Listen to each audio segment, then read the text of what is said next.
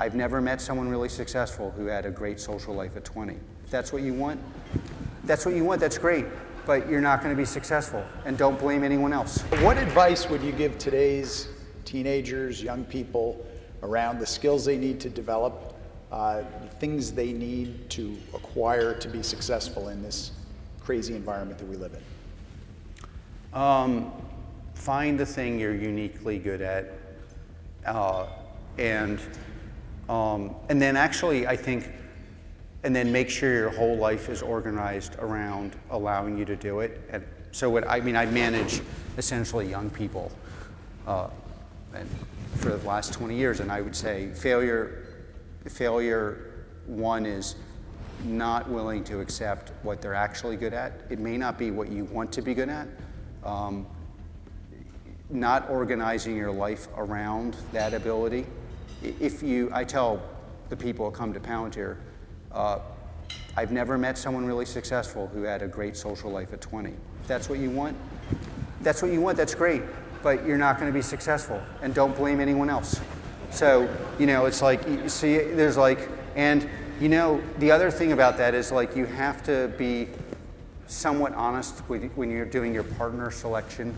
Like, if your goal is to advance your aptitude, which should be it should be focus on your aptitude and focus on your freedom and happiness, which are directly correlated. Because if you're doing something you're really good at, no one really cares what you wear to work.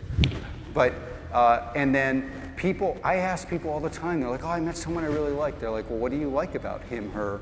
And they're like, the rest, oh, they went to this school. And I was like, okay, great. And what else do you like? Well, they went to that school. And I'm like, and what else do you like? Well, their brother's really interesting. Their sister's really interesting. It's like, well, what about the like and like? Like, do you like them? Do they like you? How are they going to feel when you dedicate the next 10 years of your life to building what you think is valuable? And if, and this is like, you will not succeed. And if you're very talented, and most people have something that they're talented at and enjoy, then I'm like, focus on that. Organize your whole life around that. Don't worry so much about the money. That sounds like hypocrisy now, but I never really did. And stay off the meth, and you'll do very well. I always get this question. I get all these. I get a lot of questions in private that amount to, "Hey, Alex, can you teach me how not to care what people think about you?" And but it's not actually true. Like, I do care what people think, and I actually think I have, again, I think most of my success is pretty linked to strong upbringing and dyslexia. And I listen, I think, very carefully, and I do a lot of what's called steel manning, which, like, what is the argument the person would have made if they had all the facts? And if they had all the facts and thought about it from these 3 different places, what would they then think, and what should I think? And I do a lot of that, certainly in my head. And with the unfortunate people who have to hang around with me, they get a lot of that too. But I still can't make myself believe something I think is not true. And that's just, it's like, I'm very happy to hear how terrible and how wrong and how, especially in the business context, how our business is going to fail. We heard this every day, 5 times a day for what seemed to be 100 years, but was only 18 years. And I don't know, I think if you talk to people around me, they would tell you I am listening very, very closely to their unhappiness. But it doesn't make what they're saying true. And that, one of the things about business that I really do appreciate, business to me is much more like what academia claims to be. Academia claims to be about truth, but it's really about difficult people yelling at you because they've had no impact. And they're not being honest. They're unhappy because no one's listening. And no one's listening because nothing makes any sense.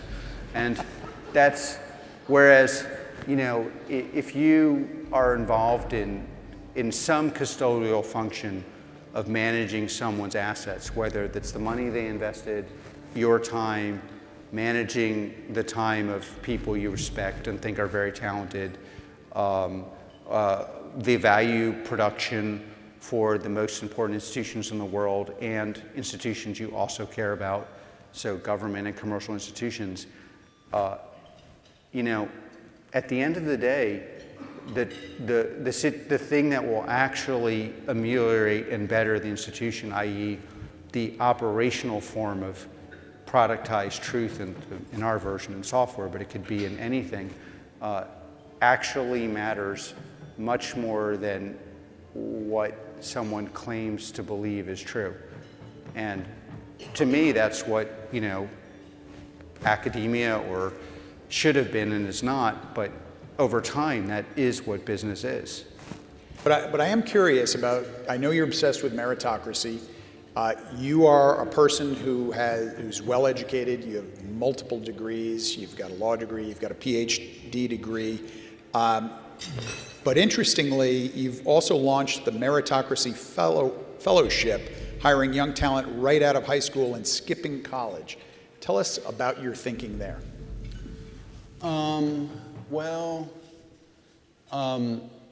Yeah, well, first of all,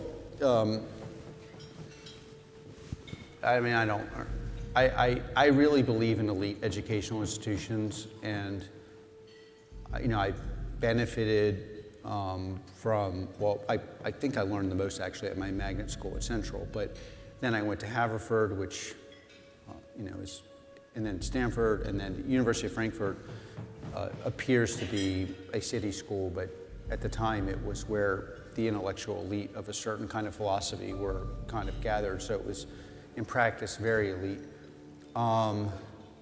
And in a classic sense, I am a progressive. And so I could not be more frustrated at our elite universities.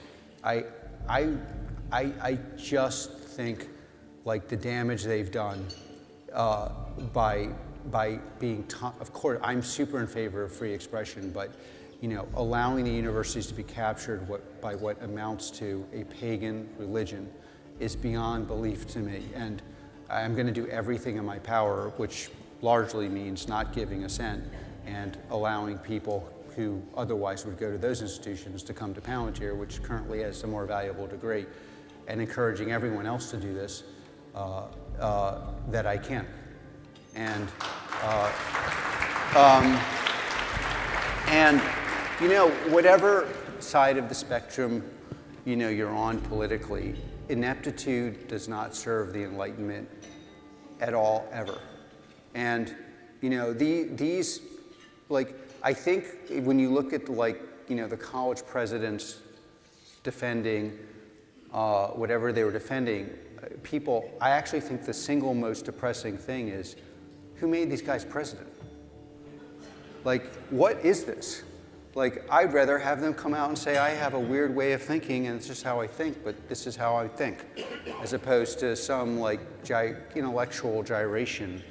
Now again, I'm very much on the pro-free speech side, but I do think having institutions in the West that are intellectually captured is a very big problem, and I don't think the answer is to restrict what people can say, but one way to defeat an adversary is just to make them less important. And so, you know, I also think there's a lot of my views, and by the way, some of these are just, you know, there's a lot of unfairness in the system.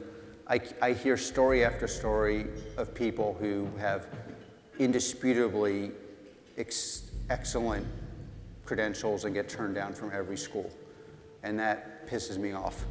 So then, now if you steel man it, I do think we have a general problem with testing aptitude, and that what we need from people in kind of a more AI-driven world, we don't know how to test for that. And so one of the things I want to do, like, so the people who've applied have been crazy, you know, qualified. But now I'm trying to also figure out, well, how can we do testing for people who might be valuable because they're creative, and maybe they don't look like the classic person that applies to Harvard when Harvard was Harvard. Over the last several years, the word inclusivity has been huge in academia and in corporate America. Are you suggesting that for the elite universities to become elite once more, they need to embrace argument inclusivity and the ability to have rigorous debate on campus? Well, I mean, the obvious thing that should happen is there should be merit-based things. And yes, intellectual inclusivity includes hearing an opinion of somebody who might be conservative. It's crazy. Like, I'm always asking, if you're so certain of your opinion, why don't you want to hear the other opinion? It's like, so,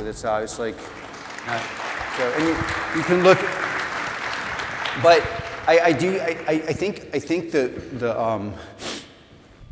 we are going to have to refactor what we mean by talent, because I do think we don't quite understand. If you took the highest testing people in the world, I don't think they would be the most performant in business inherently. And so, there is a question of how do we test, how do we understand what business acumen, as an example, how would you test for business acumen? Business acumen is crazy valuable, not just in business, but in building a foundation, building a publishing house that might be philanthropic or not, building a career. I don't think we know how you test for that, except for somebody who has business acumen says that person has business acumen and they promote you. That's so, like, apprenticing people, more vocational plus AI training plus slotting people at Palantir, we slot people very quickly. If we see that, or if I see that someone is crazy talented at X, they move the next day. And I think that's how all institutions are going to have to work. The other thing is, I think it was hugely valuable to be well-rounded, and I think there are real values to being well-rounded. But in the kind of AI software context we're in, being single value, creative, like the AI is commoditizing things that are not unique. So being unique and creative at something is more important than being B- at it. So, and those things are very hard to replicate. Like, I was playing around with the chat box, and I was asking, a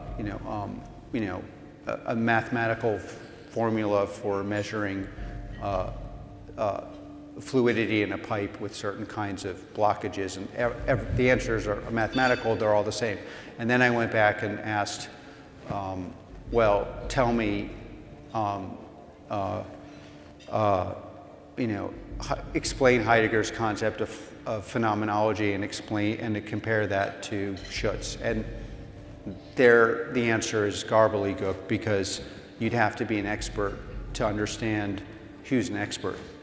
And I think all the value is in the latter.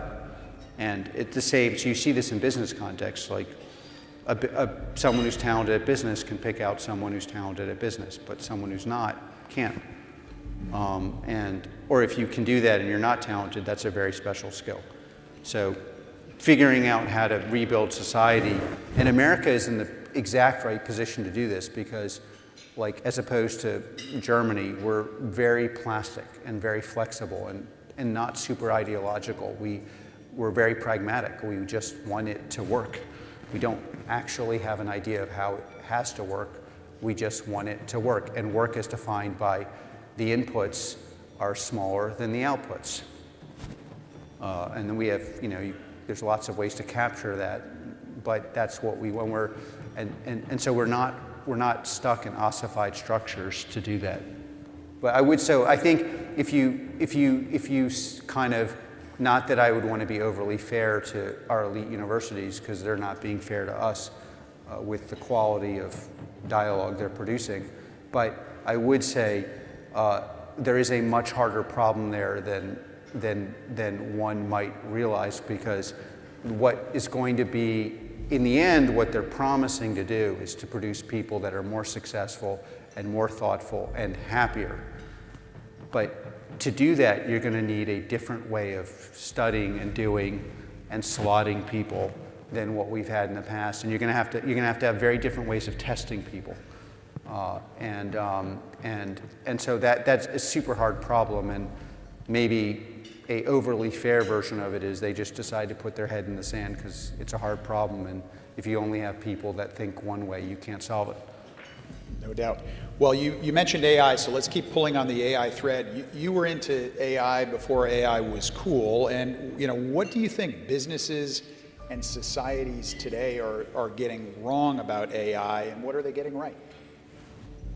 Well, it's interesting. For most of American history, tech was built on the battlefield and then dual-purposed into civil life. And that was one of the reasons America had a certain kind of cohesion and was able to then expand socially on the back of that economic growth, innovation power. And then with the rise of kind of consumer internet, you had single-purpose commercial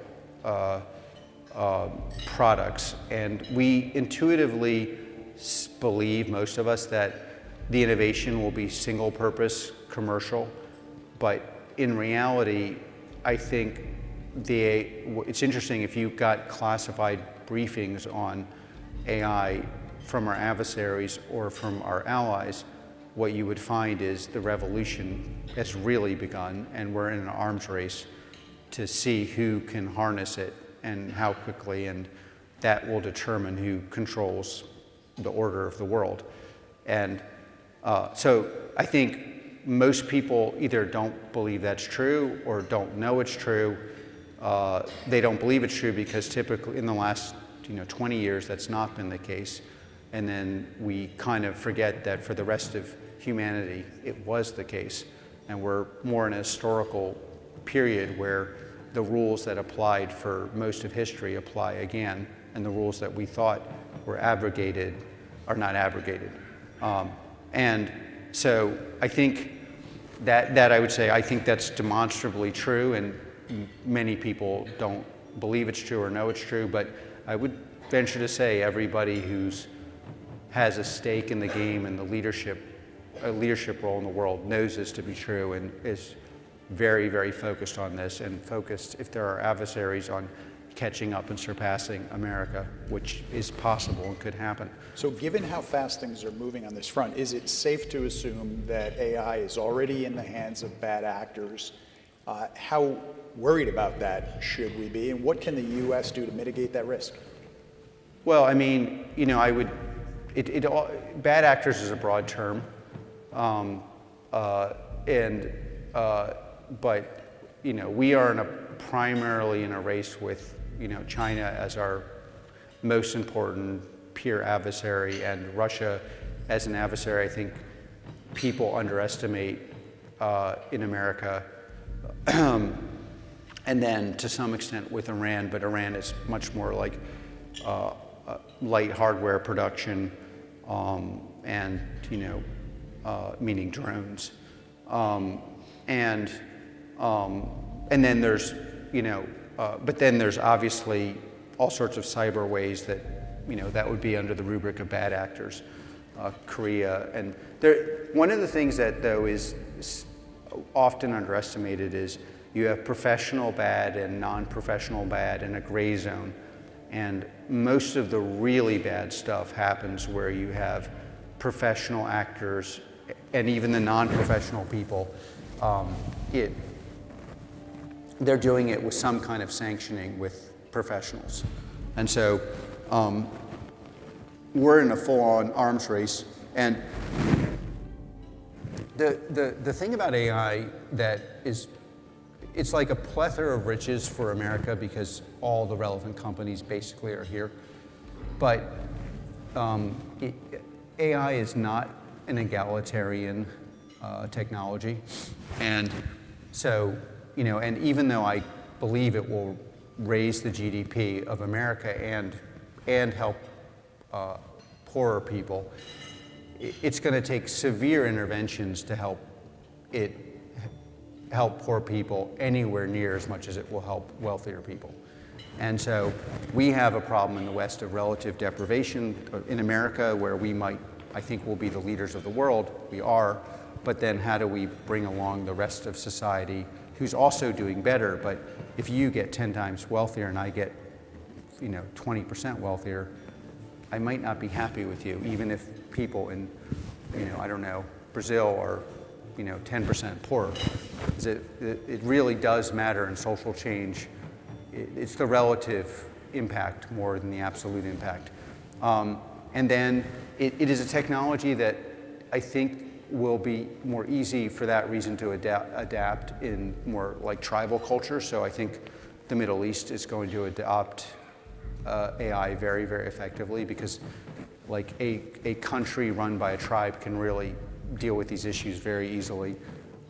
And then on the commercial and military front, especially military front, again, we have a long list of advantages, but on the disadvantage side, software, hardware, AI systems employ less people than large-scale hardware implementation. So if you're China or you're a society run by one person, it's easier to say, well, we're shifting our economy from here to here. That's a slower function in a democracy. And it will be a particularly big issue in Europe, because a lot of these programs are set up so that they are for defense, but they also supply a lot of jobs. So you want to go to the local governor of a province and say, but we'd be more effective buying Palantir than having 5,000 jobs. That's a kind of a loser argument. And so, there's going to be some attenuation in the West, even though we have these, essentially. But I would say it's the advantage of essentially being able to purchase indigenous technology, meaning from our country, is just invaluable, and no other country in the world really has that at this scale. And it's going to be very hard to catch up, because we all have all these kind of micro networks of who does what and how they do it, and capital structures that are the result of success, in my view, but that give us a lot of advantage. But again, on the disadvantage side is, how do we mitigate the social disruptive side of it that's negative? How do we make sure that people have skills so that they could participate in this in some way? And then how do we transition on the military side to a more accurate, that's actually going very well currently, and is much better in the US than any other Western country by far, and for lots and lots of reasons, but certainly on a comparative basis, there's no country in the West that is moving as quickly as we are to adopt at scale things that work. But on the business front, as this momentum continues with AI and adoption continues, is the implication to the worker that there has to be reskilling, there has to be upskilling, because the jobs they've known will be harder to come by? I think that, and I also think we're going to find out that you have workers who have aptitude at this that are unaware of it. So I think there's going to be a whole testing component. So I think testing is going to be, but yes, figuring out ways to train people to work with essentially AI-driven products. Now, there is the kind of positive side of that is, for example, in manufacturing, a lot of manufacturing is actually culturally specific. So if you want to, we work with as an example, a company that builds a very complicated Japanese product. And it really was hard to manufacture here because, we have wonderfully eager workers here, and they're not Japanese. And so now you can actually provide an ability for them to interact with the Japanese product in a way that a Japanese engineer would without them having to be a Japanese engineer. And part of being a Japanese engineer also is you stay at the company for, you're at the company for 2 decades. Your parents were there 2 decades before. That's just not how the American workforce will ever work. So there's a lot of room for being able to do things we couldn't do before, but I don't think it's just workers. I think it's like whole companies, like our Palantir culture of flat hierarchy and moving people around and having direct reports that are annoying on tech. I think that's going to be everyone's future, because all these things look exactly the same on paper, and some really don't work, but some really do work. So being able to figure that what can work, I can only talk about publicly revealed examples, but I think like AIG was talking about at their earnings, I think something was like the math was something 5x the amount of output with half the people in underwriting. And that's a very big deal. And if you're not doing something similar, you're going to have a problem. I think that's roughly the order of magnitude that's more than possible now. But again, Well, our time has been flying by, and before we run out of time, I've got to ask you this question. If there is one unsolved problem, personal or business, that you or Palantir would like AI to solve more than any other, what would that be? Personal. I'd like to go back to my personal life in grad school. I don't know if it's not possible to time travel, but I had a great time. Look, there are many, many, many problems, healthcare, solving, maladies. But the problem I care about is making America the dominant military force on the planet in a way that's so indisputable that our enemies and adversaries wake up in moderate to extreme fear and go to bed in moderate and extreme fear. And that's what I care about. All right, so... the world is actually only safe where your adversaries are afraid and they don't quite know if you'll use what you have and how you use it. And that's just the law of the universe. And then I do believe in law and order and rule of law, but it's only enforced on the back of that. And the older I get, the less faith I have in any other institution to even pretend to do this. It's almost not worth bashing the United Nations. It's just, what is this? And these institutions that should have worked, universities, United Nations, basic concepts of how a society should work, they've all failed. And the best and last hope we have is to make America work really, really well. So you've established, yes. You've established, in your eyes, the importance of deterrence for peace. Why do you think deterrence over the decades has ebbed and flowed, the importance of it the way it has? Because it really has ebbed and flowed in direct proportion to how much the delta between our technology superiority and everyone else's. So, we built the nuclear bomb.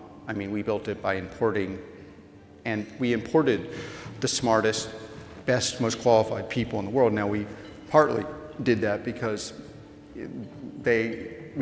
Germany blew itself up, but we then organized them in a way that only America would have been able to do it. The whole way in which we got Los Alamos to work, and the general that organized Congress, and the way it was built, and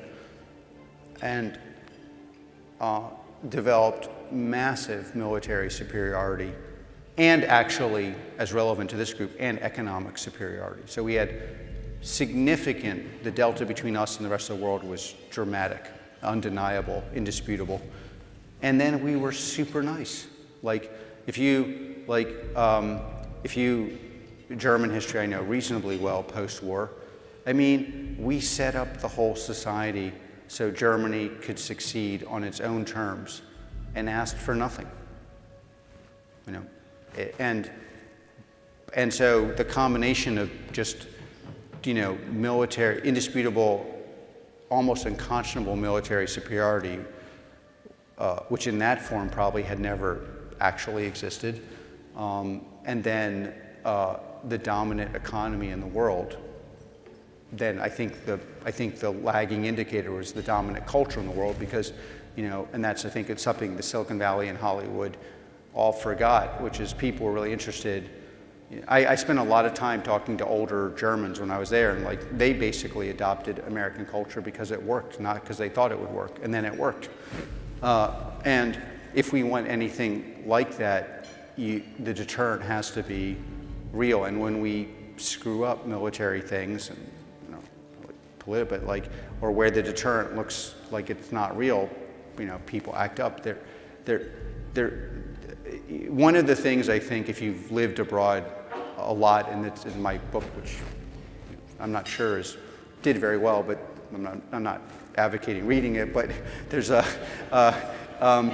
it's, you know, there's this famous quote, you know, we forget, but no one else does, that, you know, they're paying attention to our values because they're backed up by a really big stick. And without that, the values look a lot less appealing to everybody else. And it's directly proportional. And so that's why we have to reassert, you know, we really have to reassert military superiority, and the way we will do that is with hardware, software, AI-driven hardware that America specializes in and has an advantage in. All right, well, we're going to conclude with this one, Alex, and then we'll get you off to your